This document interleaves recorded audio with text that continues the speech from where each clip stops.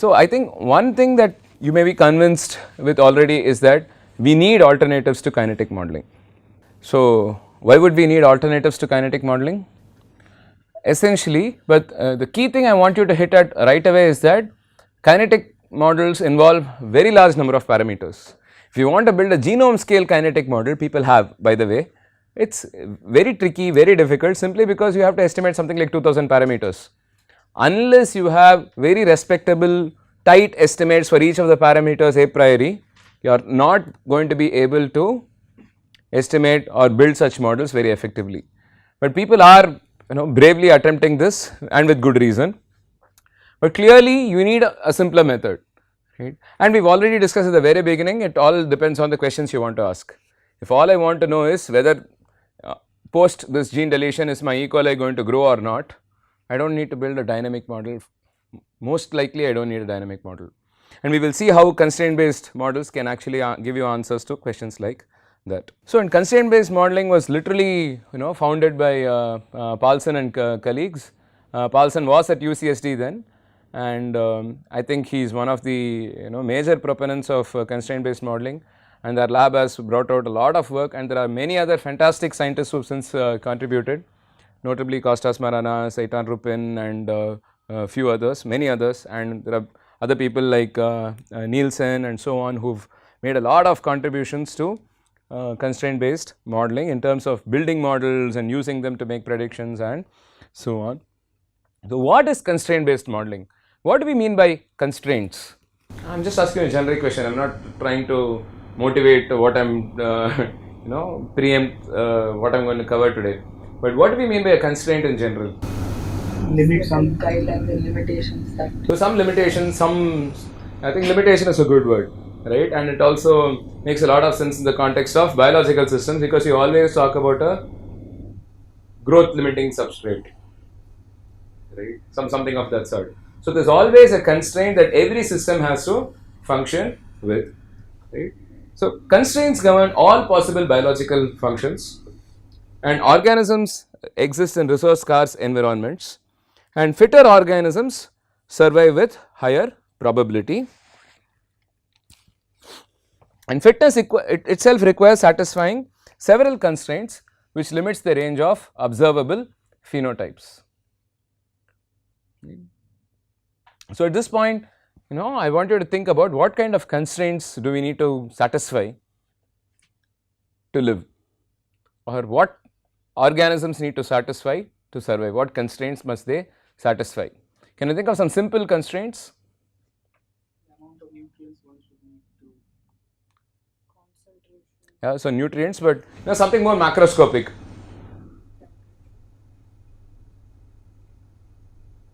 Water. Oxygen. So essentially a lot of nutrients and input and so on, but other than that, there are fundamental constraints on even how big an organism can be. So this is very classic essay which I like to point to at this point.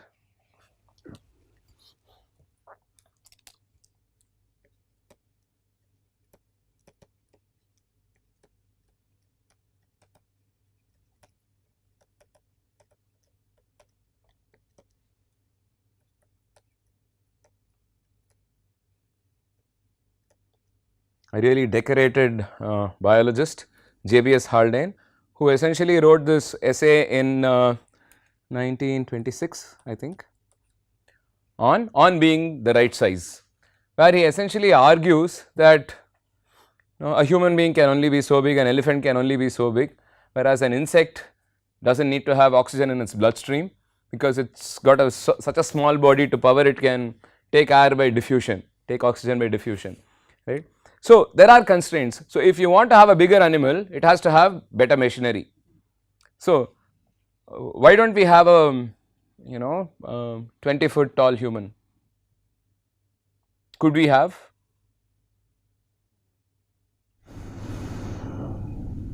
Well, we could, but what would be the challenge? Bones won't be able to support that.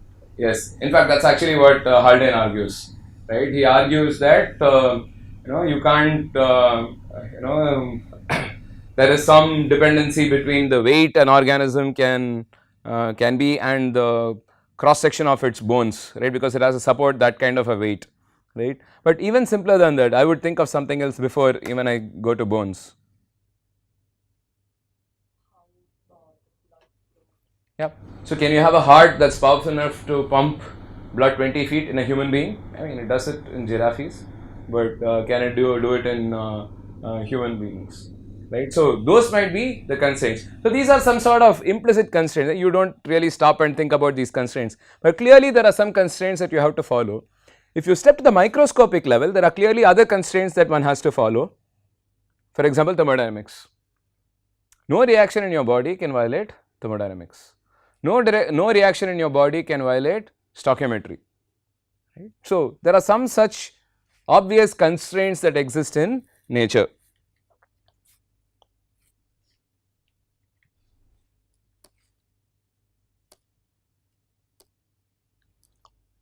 So fitness requires satisfying several constraints, which limits the range of observable phenotypes, and survival depends on the best utilization of resources to survive and grow, but always subject to constraints. You can never violate constraints.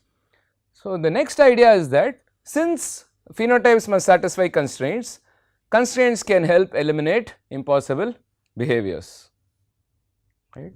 And this is where I borrow this classic slide from Paulson, who asks how often have I said to you that when you eliminated the impossible, whatever remains, however improbable, must be the truth. The famous fictitious character, right, I think you must be familiar with Sherlock Holmes, right. So this is a very classic example on you basically start with a big pool of suspects and then you go about eliminating one by one to arrive at a smaller pool of suspects who have to be tested in a different way. We essentially do the same thing here. We start with an unbounded solution space, right. So think as a space of possible solutions, but what do we mean by a flux distribution in the first place, right.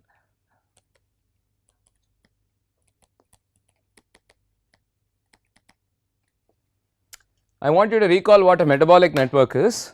A metabolic network for our purposes is a long list of reactions.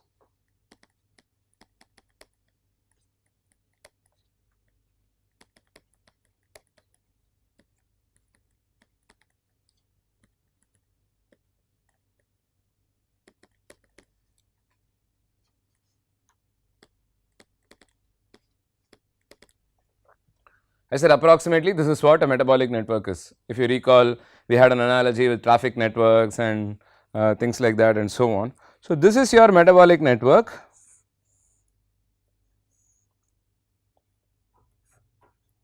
which can also be written in the form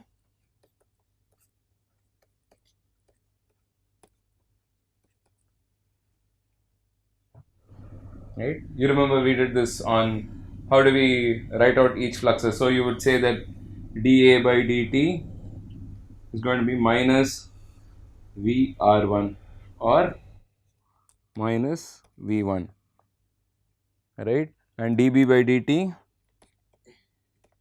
would be minus V1 minus V2, right, something of that sort. So now these are your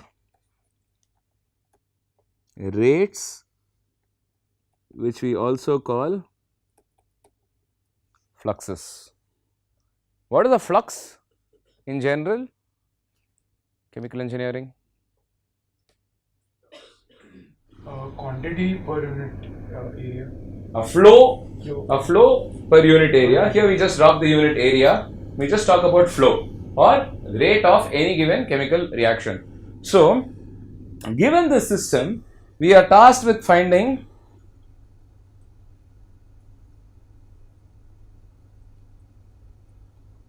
rates of all reactions, meaning V1, V2, Vn. This is what we call a flux distribution. Right. So what are the fluxes of every individual reaction in a network. This essentially specifies a network for us.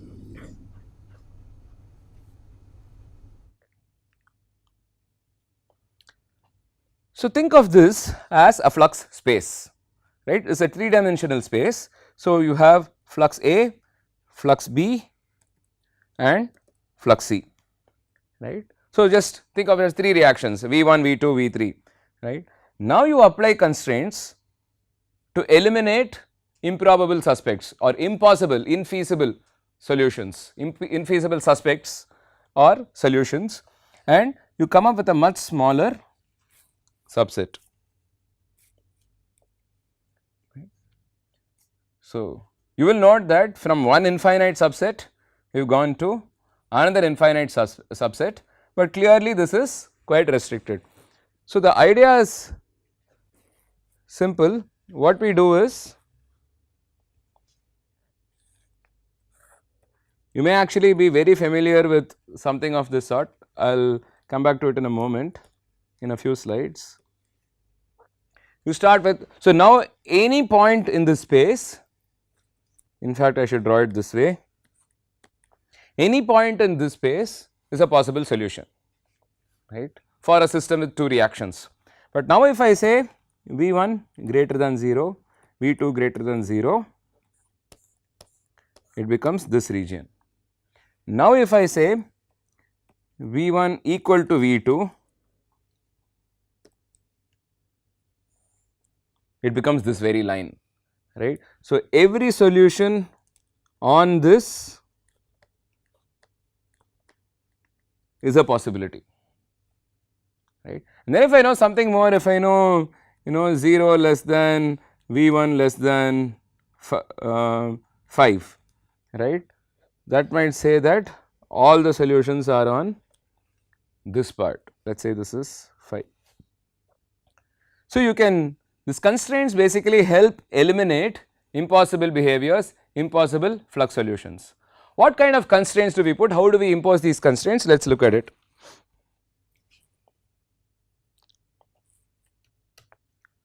Right. So you can think of different types of constraints. Some classic examples would be environmental constraints. I think that is something everybody thinks about first up. What are the nutrients available? What is the availability of my carbon, oxygen, sulfur, nitrogen and phosphate sources? Of course, pH, temperature, osmolarity and availability of NADH, NADPH and so on.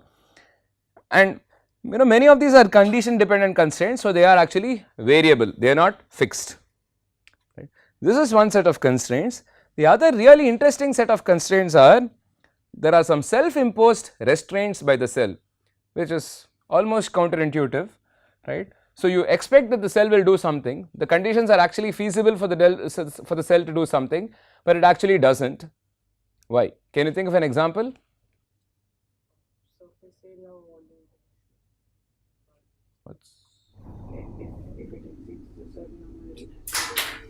It has to?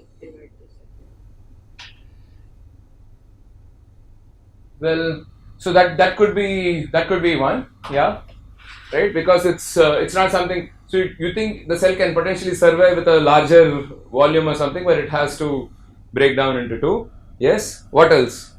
If you overproduce something inside, you might lose it by diffusion, maintaining ion concentrations. But that's not a self-imposed restraint actually, right? What would be a self-imposed restraint? The cell can grow, but it may choose not to, for example. I think you're very familiar with 2 examples of this sort.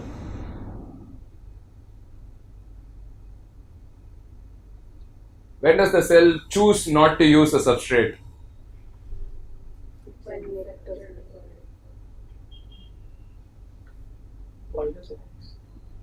Catabolite repression, right? That will be a classic example. As lactose and glucose available to the cell should be growing, but it will just use should be growing at a higher rate using both glucose and lactose, but the cell will choose to use only glucose because there is a catabolite repression on the utilization of lactose.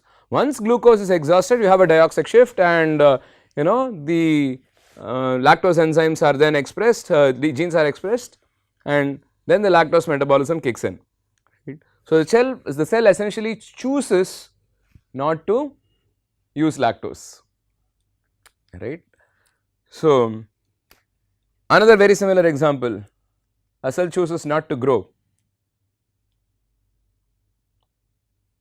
sporulation. Right. So, the conditions seem to be reasonable for growth, but the cell is trying to eliminate a suboptimal phenotype which could be reasonable growth under some harsh conditions and confine itself to a behavior of increased fitness. It really depends upon what you define fitness, but if you talk about fitness as the ability to survive and live on for more generations, maybe the cell is achieving that by sporulating, right? So the spore is more stable, and when the conditions become more favorable, the cell can again start growing and so on. Right. So, there are such self imposed restraints as well, but we will focus on simpler constraints, essentially connectivity coming from system stoichiometry. First up, what is stoichiometry?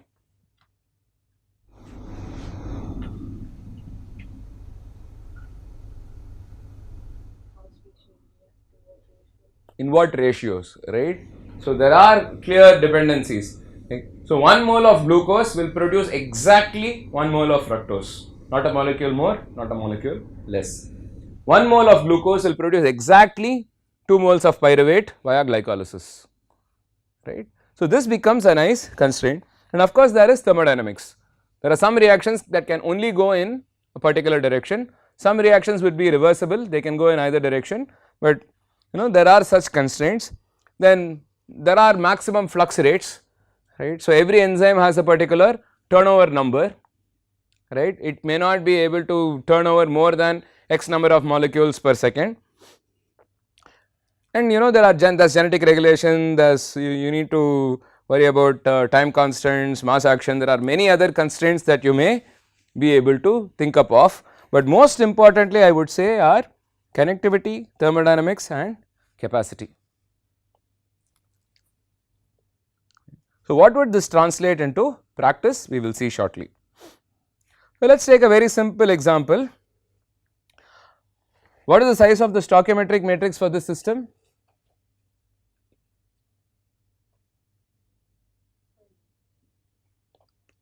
Five cross 3. You have 5 metabolites and 3 reactions, and you have a 5 cross 3 system. So, let us just go back to the concept of the stoichiometric matrix.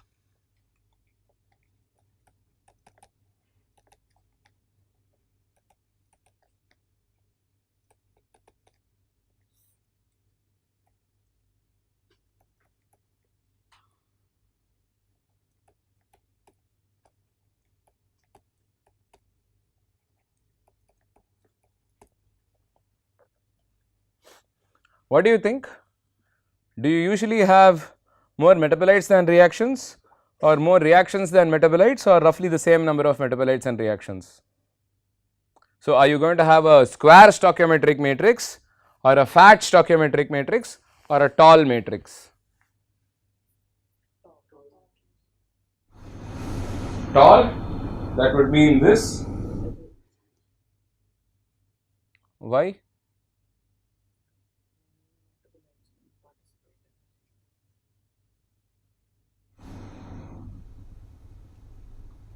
Right, but the same metabolite can also participate in more than one reaction, right? So, you would see that ATP participates in 100 reactions, and maybe glucose participates in like 30-40 reactions, and there are other metabolites that will participate only in 1 or 2 reactions. You might see a sort of power law there as well normally, right? So, you would normally observe that the same metabolites mix and match amongst different reactants, right? Obviously some metabolites keep changing. So, invariably you have M less than R, which means you have fewer rows than columns and you have a fat stoichiometric matrix. We will see what implications this has. So, for now you remember that you can set up the equations like dx by dt is S into V, right. So, what are the V's again?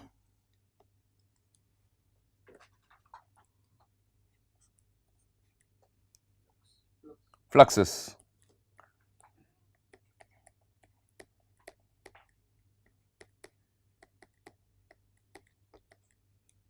What is X?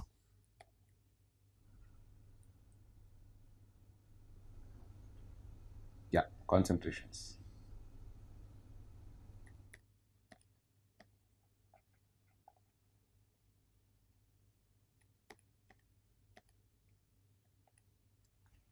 Metabolite concentrations.